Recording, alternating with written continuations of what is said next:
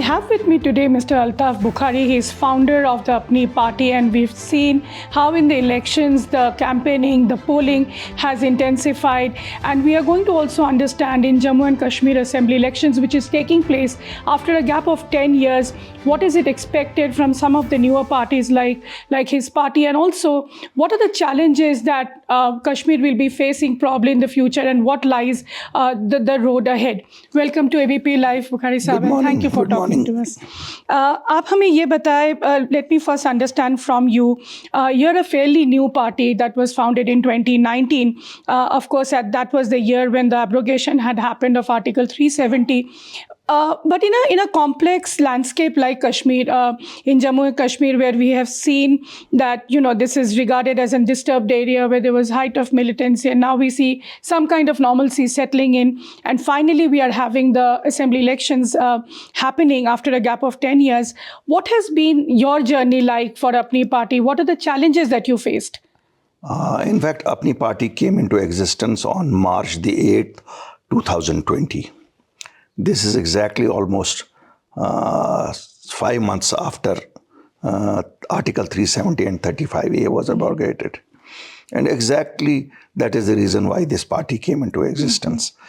August 5th, 2019 will remain a black day in the history of Jammu and Kashmir.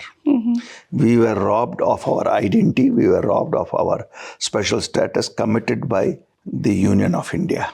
Okay. It does not matter whether it was Congress government at that time or it was somebody else. It is the Union of India. Having said that, after August 5th, 2019, anybody could buy land here. Anybody could get jobs here, government jobs here.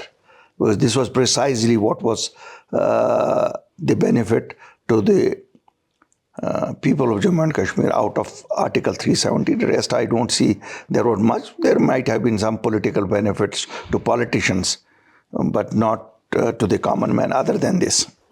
It was a time when everybody was under house arrest. I was myself in the same house under house arrest for around 50 days. My colleagues were also, some were shifted to hotels, some to guest houses, and shops were closed. Everything was closed. Transport was closed. So after we were allowed to go out, what struck me was that this is the time when people need the politicians more. Okay. Unfortunately, everybody was silent, not speaking, not knowing what was going to happen next day. So we slowly started, picked up threads. Many people were arrested, sent to jails outside Jammu and Kashmir. So we put our house in order, thought life has to return to normalcy. Right. It is just like if a house is burned, you don't keep on crying on the house only. You then start to make a tin shed and everything. And that is exactly what led to the formation. I thought there was an intense behind the curtain discussion going on with Delhi, that would they be prepared to give us guarantees that in Jammu and Kashmir only those people can buy land who are domiciles, who are citizens of this, and the jobs will be reserved. So after a lot of persuasion, finally, once we had an informal agreement, we floated a party and then met the Prime Minister and the Home Minister on the 15th and 16th of March in New Delhi. I'll be very honest, we had lots of fears. There was a fear that Government of India would like to change our demography because we are a Muslim majority state. So did you raise these issues? I did raise all these issues, and I got assurances in writing from the Prime Minister's office. In fact, you can go to this statement issued by Government of India that there is no such move. Okay. But those were fears. We had fears, and we still have fears. I'll not say we don't have the fears. I think only thing what happened good was they issued certain notifications by which people of Jammu and Kashmir could only buy and sell land. No outsider. Means no one from Delhi or anybody, any other place could buy lands. And this is not something which is only to us. This is true for many northeastern states. This is true for Himachal. This is true for almost 11 states in India. It is Very not, true. there a favor was being extended. Similarly about the jobs. And then there were prisoners. At that time, 3,700, 3,100 through our efforts were released. Still, it continues, and the biggest achievement of Apni Party, if you up to date ask me, is I had not taken a single vote from people. I was not an elected leader. I was just a one-time MLA from this Lal Chowk constituency, but I had the image of a clean man. I was not involved in any corruption cases. I was not involved in favoritism. In fact, I was a darling of every political party. I'll come to that, Bukhari Sahib, and that is what I wanted to understand. And I used my image to get this benefit for my people. I think I mortgaged my self-respect. I mortgaged everything. I did not bother what people would think. I was called by different names. Alhamdulillah, I'm thankful to God. I got them a protection of jobs and lands, which history will write. I know, maybe. I know. And you know, being a politician, you have to face this kind of situation. But what I really wanted to understand from you is that when I was covering the Lok Sabha elections in May in Kashmir, and voters were telling me overwhelmingly in some of the remote areas that they want Article 370 to be restored. If not 370, then some other alternative. But today when I speak to the similar voters here, they tell me that they want jobs, they want, price rise to be controlled, and they also want basically development to happen in this region. Do you think people's priorities have changed? I'll tell you one thing very honestly. Article 370 will remain sacred to the hearts of people in Jammu and Kashmir. Okay. It will always remain. Whatsoever Delhi may say. We may not agitate. People chose a path of peace. They are expressing through the ballot. And they are expressing it very openly and widely. That look, we will give democracy a chance again. We want our own people to rule us. We don't want Bihar and UP people to rule us. They want their citizens of the state to rule them. But Article 370 will remain close to their heart. But I'm sure you being a politician, you're well aware of what the center states all the time, that 370 is history. I definitely agree with that if the BJP government is in place, they've got a court order also. But it's not Article 370, 370. It is, we need assurances, constitutional assurances that our demography will not be changed, our lands will not be taken over by other people, our jobs will not be taken over by, our culture, our identity will be safeguarded. That is Article 370. You may name it 070, you may name it 000. But this is what people of Jammu and Kashmir want, and this is what many people in India get. The whole of Northeastern. Yeah, even Ladakh is also demanding to be included in the 6th schedule. So Ladakh is already. Let anybody go and even open a shop there. What to speak of buying a house? Because they have a cultural identity which they want to protect. So also, Bukhari Sahib, if I can ask you honestly, sitting in Delhi, we hear these voices and many sort of accuse Apni Party as the so-called B party of BJP. And that tag, I think, has been a little counterproductive for you in the last 2 elections, in the DDC elections and also in the Lok Sabha elections.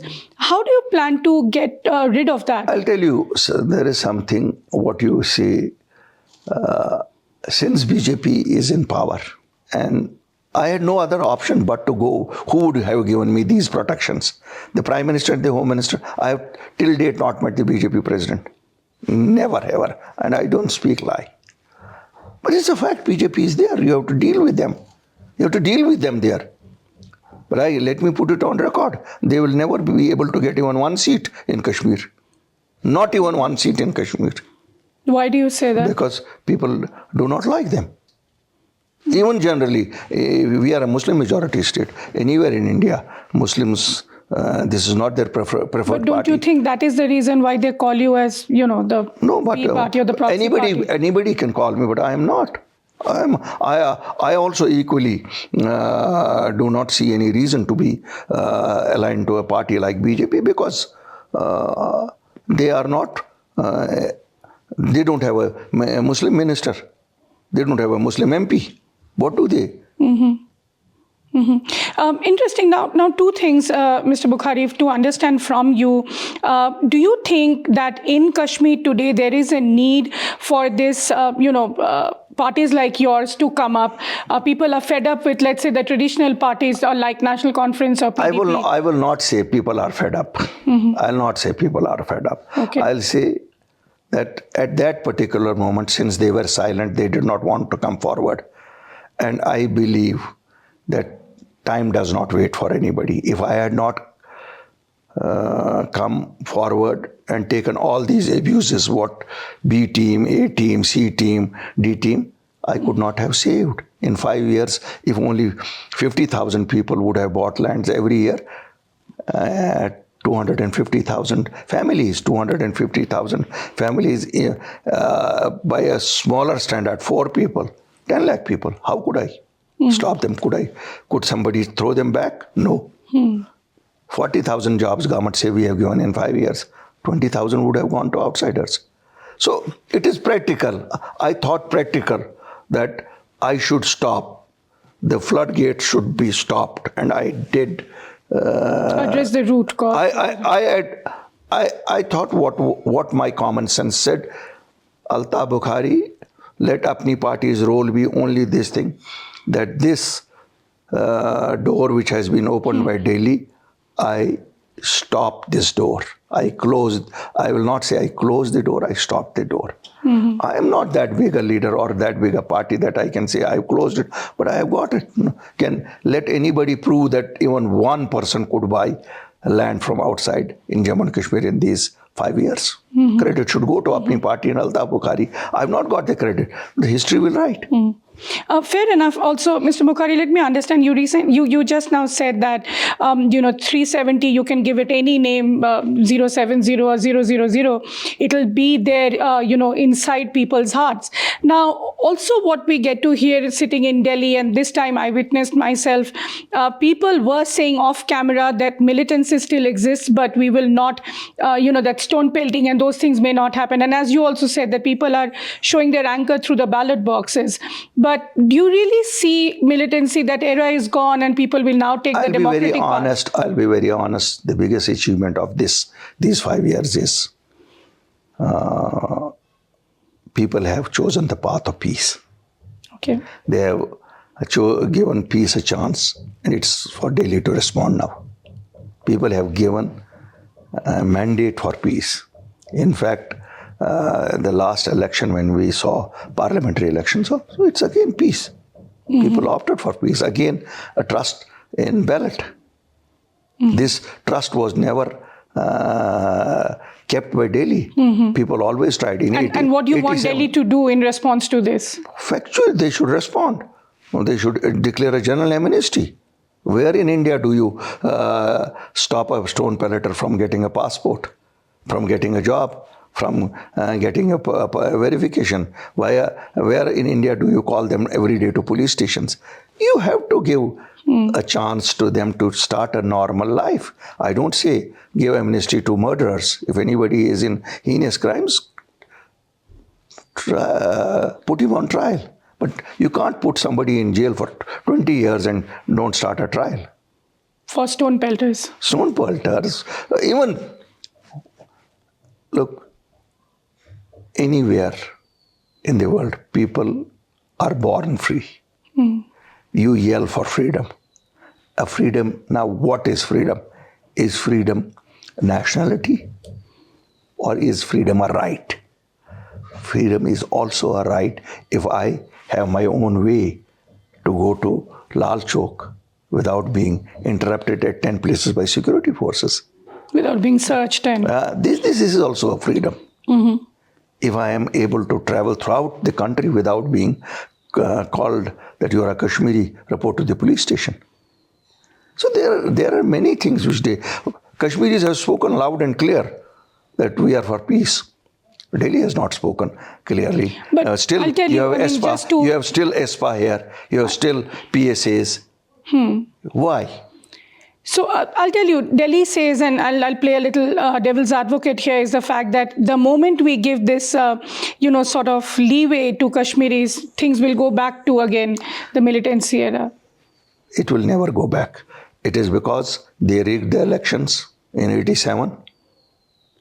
They rigged almost all the elections except one election of 75. So, right from 47, when did you give? Kashmiris chose to align with a democratic India. You did not give us democracy. You chose few families. So, Delhi has to understand its mistakes. Problem is, Delhi is still saying we are big brothers. Big brother, fine, but when it comes to a federal structure, which India is, we are a democratic. So we have equal rights. What you have in Delhi, I have in Kashmir. I should have the same rights. The constitution is same. I follow the same constitution. Why should I be treated differently and you be treated differently? Now, coming back to the elections, Bukhari Sahab, how you see your chances for Apni Party to form the, let's say, how many seats do you think you will be expecting? I will be very honest. Again, you're a fairly young party. I'll be very honest. We have set up a narrative. Apni Party's biggest achievement is we have set up a narrative which says that, look, our destiny is with Delhi. Good or bad, it lies with Delhi. All solutions also lie in Delhi. They don't lie in Islamabad or Washington. Okay. We have their rights, we should get their rights. And that narrative is what people are voting for. Don't you see? The narrative has changed. Now, since I said I have no godfathers, nobody gives us the credit for that. But who gave you the narrative? The people were not prepared to come out and join election meetings. When we started, 5 people, 10 people would come. Then slowly 100, then slowly 400, 500 would attend our. Then in 2022, I held on 12th of November a rally of 47,000 people in Srinagar. So, a narrative which has foundations in peace, believes we are citizens of India, believes in the Constitution of India, but will fight for the right under the Constitution. We will never go to Delhi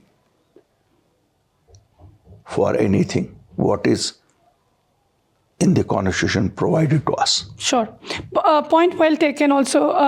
If I can ask you again, very candidly, do you feel threatened with the fact that many independent parties have come up? We see Engineer Rashid also, going in a big way. I don't feel And then threatened. the Jamaat is there. No, I don't feel threatened. In fact, I've been an advocate for all of them. Okay. Because I believe जितने दिए उतनी रोशनी. तो मैंने तो सबके जो कह दिए मैं हारे के लिए without any electoral interest in Jamaat or without any electoral interest in Engineer Rashid. I've been advocating. Why should they be put in jails? What for? He was a fellow colleague in the assembly with me. I was also in the assembly. What is his fault? Now, it is almost 6th year he is behind without trial. What do you call? Is this justice? In the case of Kejriwal, you say he is behind bars for 6 months. It will take some more time. Release them. Why do the Indian courts not behave same way for? There are Kashmiris in jails for 10 years, 12 years, 15 years, 20 years. You release them tomorrow, you take them back again. So why? You can't. You cannot have 2 yardsticks. You will also have to believe Kashmiris are equal citizens of India. But you know that this comes from deep distrust. There is tension still between India and Pakistan. So why should we be blamed for your tensions with Pakistan? We are not responsible for your tensions with Pakistan. It is when you choose to speak to Pakistan, you don't ask us. When they choose to speak to you, they don't ask us. Why should we suffer for a diplomatic tussle between India and Even Pakistan? the Hurriyat is gone now. No, India and Pakistan. Why should we suffer? That means you also believe we are not Indians. When I say you, I mean government of India. Mm-hmm. I have no doubt. Even an inch can go from out of The this. government constantly says that Kashmir is an integral part of India. But saying they should show practically. People of it's not only the land, it is people. They have to treat us equals. Mm-hmm. In these last 5 years, where are Kashmiri officers? Where are Jammu and Kashmir officers? I don't say even only Muslims. Jammu officers, they are not. Why are officers from rest of the country ruling us here? Why is there not a lieutenant governor from Jammu and Kashmir who is ruling us? Mm-hmm. Why should for last 8 years we are ruled by BJP directly? These are questions you ask yourself also. So that also, you raised a valid point. Now, the fact that the state become a union territory, and now we know that many crucial powers have been given in the hand of the lieutenant governor. Do you think even if a chief minister is selected, will that person be able to do anything? It is not a question of will he be able to do anything or not do anything. Delhi chief minister is not able to do anything, but does it mean people of Delhi don't have the right to rule themselves? They still choose him. We have seen Aam Aadmi Party getting elected twice, in spite of the might of BJP against them. Right. So the might of BJP may be against here also, but this is not right in a democracy. Is this right? Mm-hmm. You have to respect other parties also. You have to respect people also. I think that is where the mistrust with BJP lies. That is why people in Jammu and Kashmir, especially Kashmir, don't like BJP. And also, Mr. Bukhari, I know you have a very busy time after all the elections are going on. My last question to you will be, since you spoke honestly with us, where do you think, I know it is a far-fetched question, but where do you think really the solution lies to this Kashmir issue? Where the stakeholders are India, Pakistan says also China. The solution lies, start internally.